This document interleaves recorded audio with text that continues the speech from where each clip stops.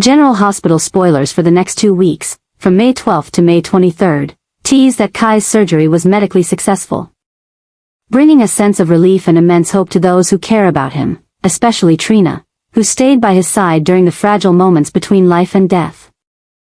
Doctors confirmed that the procedure went smoothly, all vital signs were stable, and the feared neurological damage did not have severe consequences as initially suspected. However, while everyone is still rejoicing and believing the ordeal has ended, another story, more complex and terrifying, quietly begins to unfold. What follows the surgery is not just a typical recovery from a traumatic injury, but a foundational shift in the entire narrative Kai is now caught up in. The changes in his physical and mental state no longer seem like mere side effects of surgery, but rather signals that he carries something else within him, something new. A strange connection to secrets hidden in the shadows. As the medical team continues to monitor Kai's biological responses to ensure there are no complications, outside the hospital walls, a silent threat is forming. One of the unusual signs discovered post-surgery, unexplained chemical reactions in his blood samples. Subtle yet consistent changes in neural structure, has begun to baffle the doctors. And while they try to keep it under wraps, others begin to appear in Port Charles, people connected to classified research projects that Kai unknowingly was once a part of. It seems that the success of the surgery has inadvertently triggered a dangerous chain of events that Kai could never have foreseen. His survival is no longer just the return of one man, it is the awakening of a biological data chain, a hidden gene sequence, or some latent element others are now seeking to exploit. From this point on, protecting Kai is no longer just Trina's or the doctor's personal responsibility, it becomes a race to shield him from forces silently closing in. Individuals who seemed unrelated, like Jason, Carly, or even Curtis, begin to realize that Kai may be the key to a much larger conspiracy than anything they've ever faced.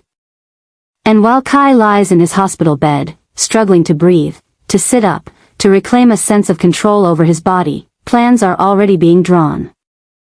Some intend to use him as a tool to revive buried programs, while others seek to silence him before the truth emerges. Trina, the only one noticing the abnormalities in his eyes and the mysterious pain he feels, grows increasingly uneasy, especially after discovering that some of Kai's medical records have been accessed and erased from the system. The story is no longer about how Kai will recover, but how long he will live before the truth he doesn't even know he carries is silenced. Every minor change in his health could be a harbinger of something bigger. Kai begins having strange dreams.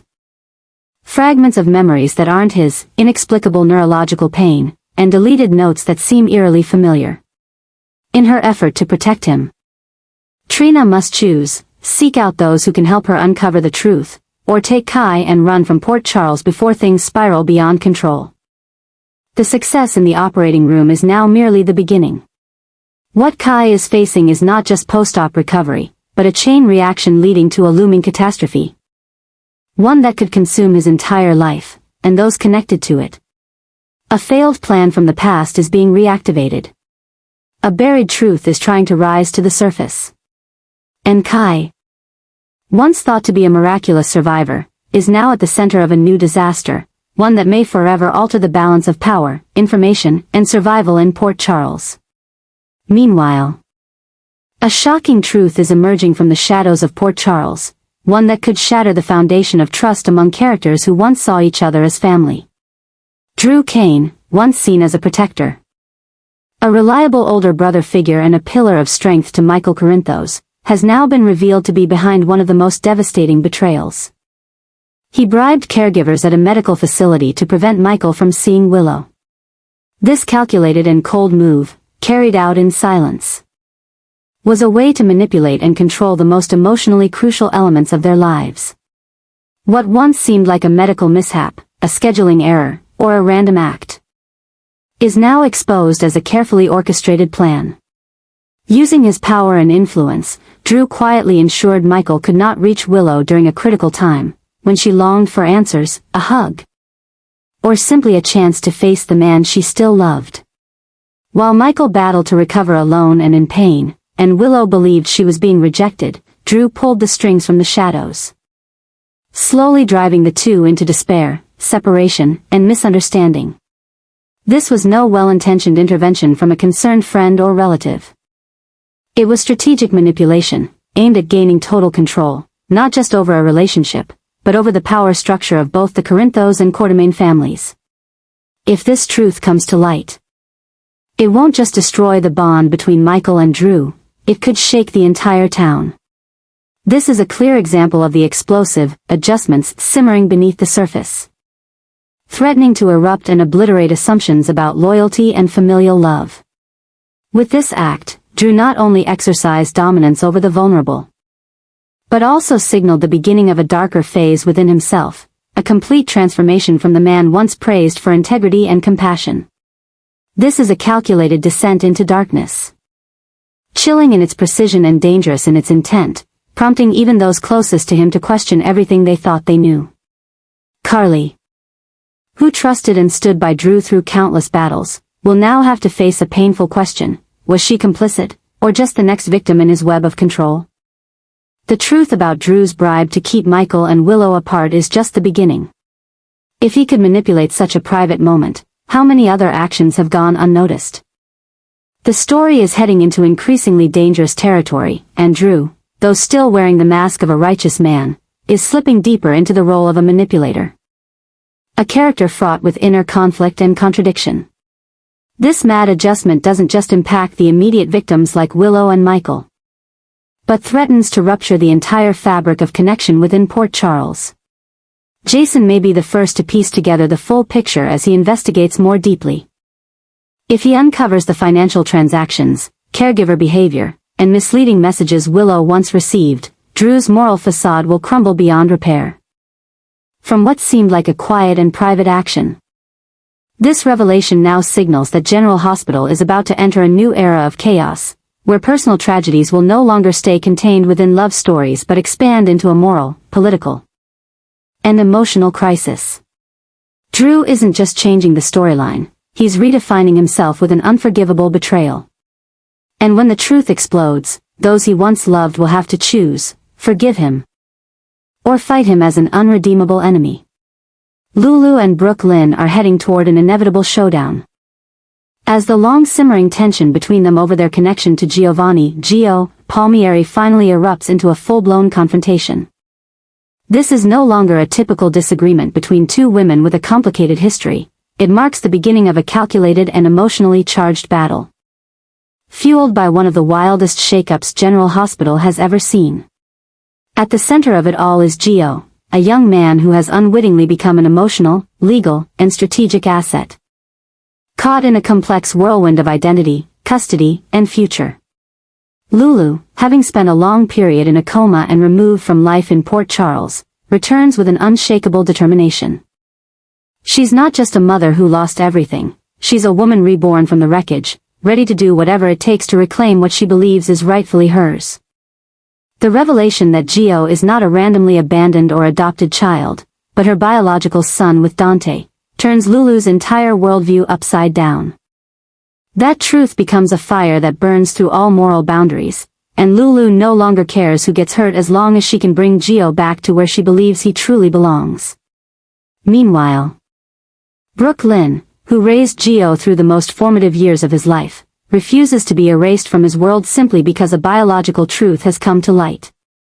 To Brook Lynn, motherhood isn't just about blood, it's about silent sacrifices, sleepless nights, and the unconditional love she gave Gio when no one else was there. She views Lulu's actions as a threat to the emotional foundation she built with her son, and she won't let anyone, not even Lulu, destroy that. Brook Lynn is also facing mounting pressure from the Quartermain family and others who believe that keeping Joe's true identity a secret was an unforgivable deception. As the town begins to buzz with rumors of a custody battle, the tension intensifies on both sides. Each woman has her reasons, but behind those reasons lie deep wounds, heartbreak, and a series of unspoken truths. As the community begins to take sides, some backing Lulu, others supporting Brook Lynn, a wave of familial, societal, and media chaos begins to form, ready to engulf everything in a storm of emotion and prejudice. In the middle of it all, Gio starts to feel the pressure from those he once believed to be inseparable. The confusion around his identity, emotions, and loyalties pushes him into a state of disorientation and inner conflict. Questions like, who is my real mother, where do I belong? And, who is truly protecting me, haunt him daily, making every adult decision surrounding him feel even more brutal and traumatic. The explosion between Lulu and Brook Lynn is no longer personal. It has become a symbol of one of the most insane reckonings Port Charles has ever witnessed, a place where hatred hides behind the label of motherly love, where love becomes a legal weapon, and where a child is torn between two opposing worlds. The truth about Joe's parentage isn't just a shock, it's the catalyst for a humanitarian, emotional, and legal disaster waiting to explode. This battle isn't just about custody, it's about honor, the past, and redemption. Lulu is fighting for the time and chance to be a mother that was stolen from her. Brook Lynn is fighting for the fear of losing the only child she ever truly felt was hers. They're each entering this war not just to win Gio, but to redefine who they are in the eyes of the community, their families, and, most importantly, in Joe's eyes. And when the dust settles, only one truth will remain: no one wins in a war like this. There are only consequences, and a child left to live with them for the rest of his life. The Nurses' Ball, General Hospital's most anticipated annual event, is set to take place on May 20th. Promising a dazzling, emotional night. But behind the stage lights and glamorous gowns, a nightmare is quietly forming, ready to explode at the most glorious moment. A wild new story has just been confirmed. An unexpected event is set to unfold at the very heart of this prestigious, humanitarian-driven gala. And it's not just a shock, it's a spreading specter, pulling major characters into a vortex of chaos and helplessness. Lucy Coe, longtime face of the Nurses' Ball and the woman who transformed it from a simple charity event into a Port Charles institution, finds herself, for the first time in her career, utterly out of control. Though she's always been the master of quick thinking, spin control, and last-minute problem-solving, this time Lucy is up against a situation no amount of experience can salvage. What's happening is no longer within the bounds of planning or script. A hidden force has planted something deep within the event, something waiting for the perfect moment to strike, like a blade slicing through Lucy's pride and the town's celebration. Leaked info suggests that at least one performance has been switched at the last minute, with no confirmation from the organizing team. Familiar faces have mysteriously vanished backstage without explanation. A person thought to be out of the picture, possibly an old enemy, an outcast, or even a victim of past secrets, has secretly returned, using the glamour of the Nurses' Ball as a stage for revenge or revelation. A few small signs have sparked concern among the keen-eyed. A tampered guest list, a lighting test accidentally capturing someone not part of the crew, and a background audio rehearsal mysteriously blending with the whisper of an unknown voice. The terrifying part? Lucy, who once prided herself on having everything under control, is now completely blind to what's coming. She feels like she's walking on a stage scattered with broken glass, where any misstep could shatter the entire event. Once the queen of the ball, Lucy now finds herself a pawn in a script secretly written by someone else. This not only threatens the success of the ball but also shakes Lucy's trust in those closest to her, who might be hiding something. Who allowed such a bizarre disruption to take place? And it's not just Lucy. Attendees, from icons like Carly, Nina, Jason, and Sunny to younger names like Trina, Jocelyn, and Gio, begin to feel the unsettling air creeping through the backstage corridors. An unnamed dread makes everyone feel less like performers or spectators, and more like pawns in a larger, hidden game. The stage once meant to showcase talent and love now teeters on becoming ground zero for a deadly secret, a long-buried truth, or a shocking act of vengeance. What's coming is not just a slip-up or an accidental reveal, it could be a wrongly timed video leak, a spliced voice exposing guilt, or a threatening act caught live on air. And the worst part? No one, not even Lucy, can stop it once it begins. All of this not only signals a massive explosion in the storyline of the Nurses' Ball but opens the door to a chain of trauma and tragedy for many General Hospital characters. What was supposed to be a night of light, love, and hope is now a magnet for Port Charles's darkest buried secrets. When May 20th arrives, fans won't just see glittering dresses and show-stopping performances, they'll be holding their breath for the moment when everything shatters in an unforeseeable way. Making Nurses Ball 2025 not just the biggest event of the year, but possibly the most unforgettable disaster in general hospital history. The horrifying truth about Nina and Portia secretly poisoning Drew has finally been exposed, and in that very moment, one of the biggest shocks in Port Charles history officially erupted, unleashing a wave of unforeseen consequences. What was thought to be a perfectly hidden act has now become the epicenter of a moral, medical, and trust crisis spreading like wildfire through every corner of the town. People who once seemed uninvolved are now being swept into the maelstrom as layer after layer of buried secrets come to light, proving that one of the most insane manipulations is silently steering everything and pushing everyone toward the brink of total collapse. Nina, who once claimed to have changed and made amends, has now revealed her true self, someone willing to destroy another person's life and mind to protect her own interests. Portia, the doctor with a righteous reputation, the devoted mother, has personally shattered her medical oath to manipulate information and lock away her darkest secrets. The two of them colluded, using their positions and knowledge to subtly weaken Drew, stripping him of emotional, mental, and physical control, all to stop him from discovering the truth, and from becoming a threat to the secrets they hold. They masked it all under the guise of care and treatment, disguising every calculated dose as healing, when in fact it was part of a plan to break a man's resistance and turn him into a puppet. It was Jason who first noticed the inconsistencies, questionable prescriptions, strange reactions from Drew, and irregularities in his medical records. Without alerting anyone, he quietly began tracing every connection, peeling back the layers Nina and Portia had worked so hard to bury. And when everything became crystal clear, beyond doubt, it was Jason who changed the course of the entire story. His actions not only brought the truth to light, but also ignited a new war. A fight for justice for Drew, and a reckoning for those who dared to cross the line of humanity. Drew, after everything, is no longer the calm, rational man he once was. The emotional, physical, and psychological damage has hit him at his very core. He doesn't just feel betrayed, he feels stripped of his autonomy, reduced to a pawn in a game orchestrated by those he once considered allies. His fury is now unbound by reason. He wants to return every pill, every manipulated moment, every time he woke up not understanding why he behaved a certain way. And once Drew starts taking action, nothing around him will remain untouched. Willow, who once believed Nina had truly changed, now feels as if she's been hit by a devastating blow. She must face the truth that her biological mother never truly gave up her obsession with control and manipulation, and that she has been caught in a web of lies spun by someone she once loved. Willow is torn. Should she continue to protect, walk away, or stand beside Drew to demand justice?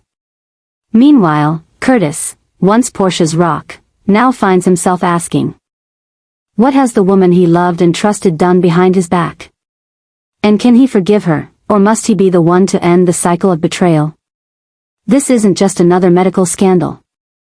It's proof of a massive rupture tearing through even the strongest relationships. A mad act carried out to control and conceal has triggered a chain of consequences that can no longer be stopped. Allies are turning into enemies. Friends have become foes. And those who once escaped the darkness are now being dragged back into it. The truth about Nina and Portia poisoning Drew marks the beginning of a new chapter in Port Charles's unfolding crisis, where trust is no longer unbreakable, and justice must be clawed back at a devastating cost. Emma's broken USB was initially seen as nothing more than a minor, personal mishap, a technical glitch at the worst possible time. But it ultimately became a turning point that threw her into a whirlwind of humiliation, trauma, and betrayal, a high school nightmare laced with stolen honor and cruelly shattered trust. Emma had spent countless days and nights pouring herself into a research paper, driven by the hope of being chosen as a research assistant to Professor Dalton, a notoriously demanding figure, but widely regarded as a golden gateway into the elite world of academia. All her faith, hope, and self-worth were stored in that tiny USB drive. But on the fateful morning she handed Dalton the file containing her work, the USB failed. Dalton, true to his no-nonsense nature, not only refused her any chance to fix it but publicly reprimanded her in front of others, branding her as careless, unserious, and unworthy of any spot on his team. Emma was left paralyzed by humiliation. All the admiring eyes around her now filled with pity, doubt, and even schadenfreude. What made the blow even more traumatic was what came days later. Jocelyn, Emma's classmate, friend, and someone she had once helped on minor projects, was suddenly announced as Dalton's nominee. The reason? An outstanding paper. Praised for its unique perspective and polished presentation, with disturbingly familiar ideas that echoed what Emma had once shared with Jocelyn in early drafts. Emma couldn't believe her ears as Dalton praised the arguments, phrasing, and analysis she had spent sleepless nights refining, now presented by someone else under a different name. Each compliment to Jocelyn felt like a dagger to Emma's pride. No one on the faculty knew. No one suspected. Emma's USB had failed. Jocelyn's paper was pristine, timely, and radiant, like a perfect mirror without cracks. Emma fell into a spiral of self-doubt and silent agony.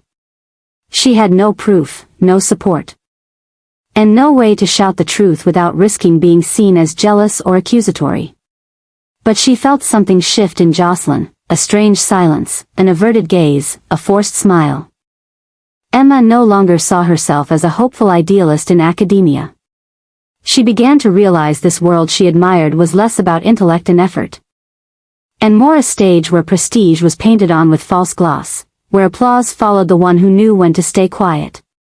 Worst of all, Dalton, once her academic idol, was now unknowingly complicit, continuing to praise and elevate Jocelyn with pride. Emma's trauma was no longer just personal, it had become systemic. She started to understand that this world doesn't reward the capable, it rewards the lucky, or those skilled enough to hide the stolen light. Jocelyn might have acted unintentionally, or deliberately. But if she knew she was presenting work that wasn't hers and did nothing, then this wasn't a naive mistake, it was a conscious choice to step on someone else's back to climb the ladder of success. And if Emma did nothing, her name would vanish into a pile of unexplained failures, while Jocelyn continued ascending, on the foundation of Emma's stolen labor. What crushed Emma wasn't just one person, it was a system that turned its back on truth. Dalton either didn't know, or didn't want to know. Others stayed silent out of fear. And Jocelyn, still smiling sweetly and uttering polite phrases like "everything will work out," continued to bask in a spotlight that was never hers to begin with. In this atmosphere, Emma couldn't breathe, couldn't endure, couldn't stay silent. And if this nightmare continued to grow with every class, every meeting, every avoided glance, then there would come a time when she would no longer have the clarity to forgive, nor the goodness to back down. And when Emma chooses to fight back, not with screams, but with intelligence, quiet precision, and unshakable resolve, it won't just be retaliation. It will be the eruption of a truth suppressed for far too long. When that happens, it won't just be Jocelyn, but Dalton, and everyone who stayed on the sidelines, who will have to answer the question, who did they applaud? And what did they ignore? Emma will no longer be the girl shamed over a broken USB. She will become a living reminder that truth doesn't always stay silent, and when it speaks, the consequences strike like thunder during what was supposed to be a perfect celebration.